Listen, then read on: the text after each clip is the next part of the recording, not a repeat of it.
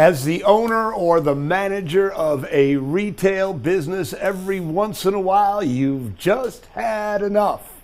Every once in a while you have to fire a customer. And in this episode of Real Retail TV, I'm going to share with you exactly how to do it.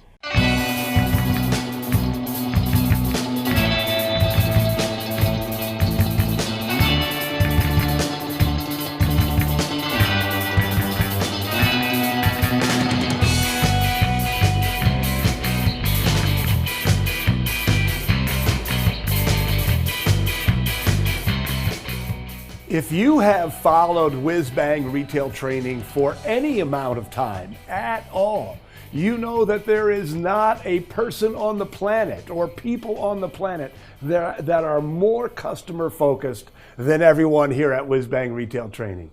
We believe in WWMCW, what would my customer want, as an overarching business philosophy and strategy. We believe in givers get. We believe in love your customers, the money will follow. We believe in looking at the lifetime value of a customer. But sometimes the bullshit to benefit ratio gets skewed to the point where a customer has got to go. You've had enough. You're sick of them. Like I said, their value has now gone into the realm of the negative. And in that case, it's just time to fire a customer. And this is how it's done. The first thing to recognize is that you never fire a customer in a heat of the moment, in the heat of the moment. You know, it may be emotionally satisfying to get in somebody's face and say, get out of here, I don't need you, I don't ever want to see you again. But that's not the way you should do business. If somebody is at that place, stop, let that transaction, let that sale, let that interaction end, and then stop. Take a deep breath. Acknowledge the fact that you're angry. Make a decision of whether the lifetime value of that customer is worth what you're going through. Make a decision about whether the potential negative feedback you're going to get on social media, with friends, with your customer base, is worth the hassle of having that person as a customer. And once you've made that decision, assuming you've made that decision to fire that customer, good. You've made a professional, non-emotional decision. Take the name of your most hated competitor and put it on a business card. This is the little piece that I absolutely love, because everybody's got a competitor they don't like, right? Maybe it's an online competitor. Maybe it's your vendor who's undercutting you. Maybe it's somebody right down the street. But put the name and contact information of your most hated competitor on a business card. And the next time that person comes in, have, again, a non-emotional, very, very matter-of-fact conversation. And the conversation should go something like this. You know, after the last time you were in here, I realized that we're just not a good fit. You know, there's been several instances in the last year, 2 years, 2 weeks, whatever the time frame is, where we've tried really hard to make you happy and we just can't seem to do it. And that's okay. We want you to be happy. And I think you would be better served if you went here, right? Give that person your bad customer and then just be very matter of fact about it. Right? So you see what's happened. You haven't made a stink. You haven't been an idiot. You've just been very professional and matter of fact. And that's what we're trying to do in everything we do. Be professional and matter of fact. Now, in the 19 years that I owned my retail business, the Mackinac Kite Company, I only needed to fire 2 people. You know, as I mentioned earlier, we were, and here at whiz-bang Retail Training, we still are incredibly customer focused. And we would go out of our way to help anyone, even the most difficult customers. But there were 2 customers who needed to go.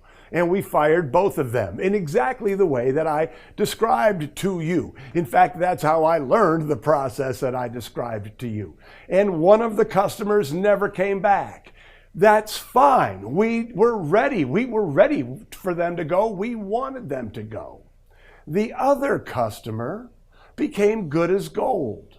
You see, because we worked so hard to make him happy, he just took it for granted that we would do anything he asked. And he would do all these crazy special orders. And, and then they never worked out. So we were in the kite business, and selling kite string, kite line, to be more accurate, was a big part of what we did. So he would order these custom length and custom styles, and they were never quite right. And finally we had enough. And when we fired him, he realized that he was taking advantage of our intensely customer-focused philosophy. In fact, he came back and apologized. He said, I've been thinking about it, and I realized I was asking too much of you guys. And he became good as gold. He was a great customer after that. So by firing both of them, we achieved the goals in both instances. I'd much prefer to keep a customer than to let a customer go. But in the case of the customer who went away, hallelujah, let somebody else deal with them. So when you know that you can fire a customer, when you have this strategy in your back pocket, so to speak, it allows you to be a lot more patient because you know that you have an out if you need it. You know you don't have to take it, you're choosing to take it. And you know that if the bullshit to benefit ratio is out of skew, you know what to do. Your action item, should you choose to accept it, is first of all to ask yourself, are there any customers that are really creating emotional problems for you? Are there customers who, when you see them walk up to your door, you go, oh no, it's them? If there are, ask yourself, is it worth it or not? If it's worth it, recognize it, treat them well, get their money, lifetime value of a customer. If they're not, fire them.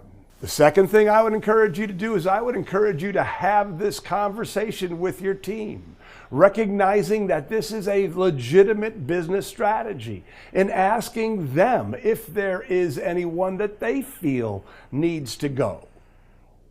Getting them involved in the process of understanding that there is an out gives everybody emotional freedom.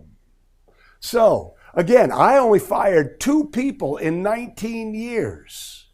But those 2 people, when I fired them, it's kind of like firing an employee, right? You hate to do it. It's always traumatic. But once you do it, you feel great. You recognize you should have done it a long time ago. And that's what I want you to recognize, that this can be done, and that if it's necessary to do it, and you'll feel better for it.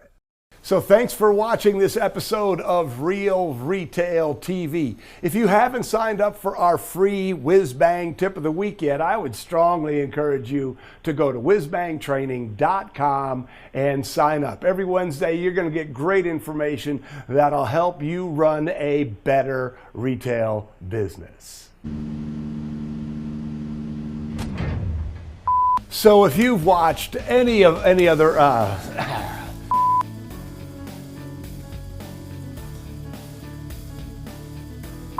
that sends them, that wasn't right.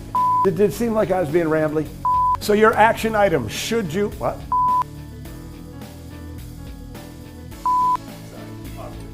About, or not ask, discuss, let me start that over.